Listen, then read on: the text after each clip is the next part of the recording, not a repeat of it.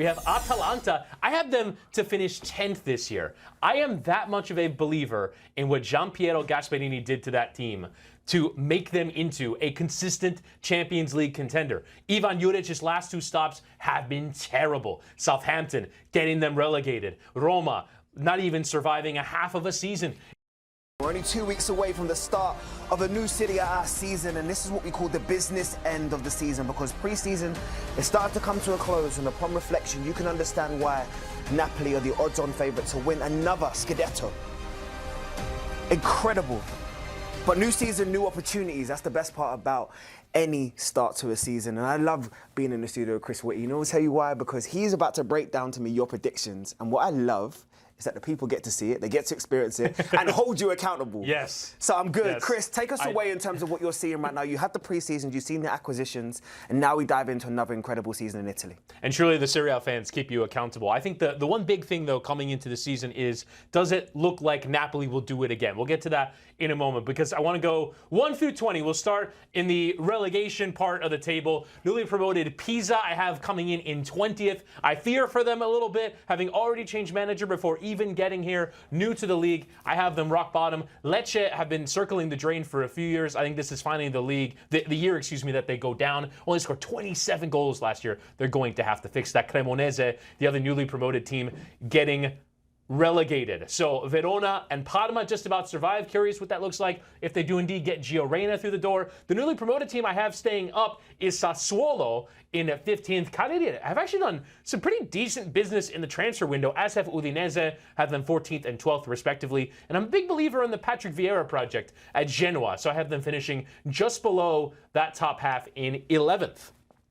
And so that means let's go now to the top half of the table. And so here we go. We have Atalanta. I have them to finish 10th this year. I am that much of a believer in what Gianpiero Gasperini did to that team to make them into a consistent Champions League contender. Ivan Juric's last 2 stops have been terrible. Southampton getting them relegated. Roma not even surviving a half of a season in charge of Roma. So I am fearful for Atalanta going down the table. I think Bologna, having just won the Coppa Italia, playing in Europa League, I think this might be the year that they can't do it again and replicate that level of success. I have them finishing 9th. Lazio are under some significant financial restrictions. They haven't really gone out and bought any new players. They've just brought back the team from last season. I had them finishing in 8th in Maurizio Sarri's return. Fiorentina in 7th. And honestly, I think probably one of the shocking predictions is Como in 6th.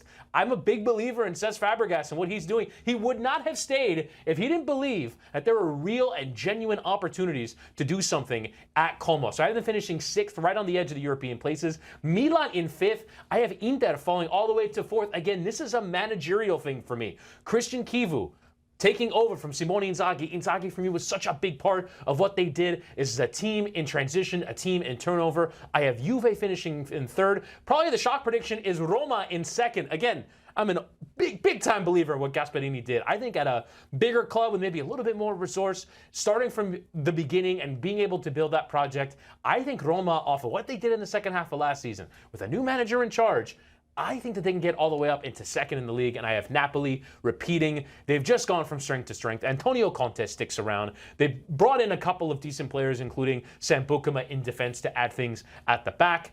I think they're going to keep adding more. We'll see if Darwin Nunez, maybe they can get that transfer going again, but I think Napoli are going to do this again. I think they're going to win the league, and honestly, by an even more comfortable margin than they did last year. So Napoli to win it. Roma, Juventus, and Inter finishing out the top 4 for me. Okay, I'm going to start with the positives of the things that I definitely agree with. Yes. I can see Napoli 3 and 4. I definitely think you look at the way that they've dominated themselves after the last 4 seasons. They arguably are the best team in Italy right now, and they can say that. They have to prove it is another situation, but I can 100% agree. Some of your surprises, though. Okay, so we're going to question mark, because I had to write some of these down. I respect the fact of, I'm going to give you your homage first of all, the Patrick Vieira appointment and what he's going to do at Genoa, I think is going to be incredible. I think him as a manager is very underrated across Europe. I love what he's done at Palace in terms of having a close identity there, and I think that's going to translate really well in Italian football.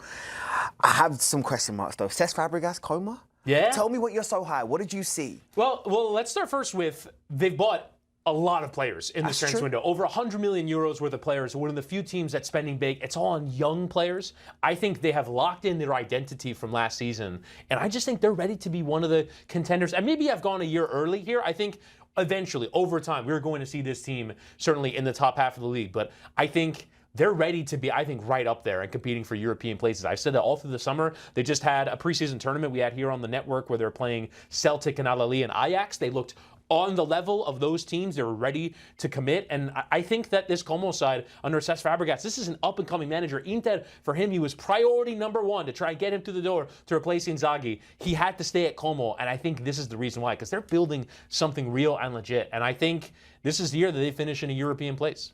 Fall off from Bologna and also Atalanta. Yeah. You're going to need to explain to some of the people at home, because I know some of the Italian fans are going to come to you straight away for that one. I mean, Atalanta have become part of the furniture of Champions League football for the last 8 or 9 years. They make it consistently, and part of that is they brought in some really good players, but Gasperini, for me, was the singular figure that made that possible. They're about to lose Ademola Lookman, and I just don't look at that squad under Ivan Juric and go, this is gonna stay the same. Ivan Juric was an incredibly defensive coach at Torino.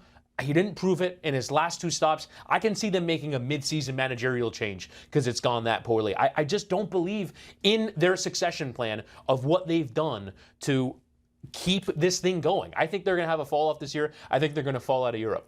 The last one I have to turn around and make reference to before we have to go to the break, I know this. Roma, the jump that you're seeing from them. You are such a big believer in Gasperini, but what are you seeing that he's going to bring to that team almost instantly? But it's also remembering that for the entire second half of the season under Ranieri, this is a team that were just as good as Napoli. It was just because of how poorly they started. They were hauling back such a big difference. They almost qualified for the Champions League. Would have been amazing if they did. And I think for Roma, if you just take that team from the second half of the season, and to be fair, there have been a lot of changes. Paredes has gone from that midfield, and a lot of players have gone, but brought in Evan Ferguson up front. There are a lot of pieces that I'm a believer in at that Roma team. So yeah, I can see kind of, it's a league where I think you can make a big jump or fall in a significant way because there are so many changes and there aren't any dominant teams really in my mind except for Napoli right now. We'll have to leave both of the Milan teams for another day. Yes, indeed.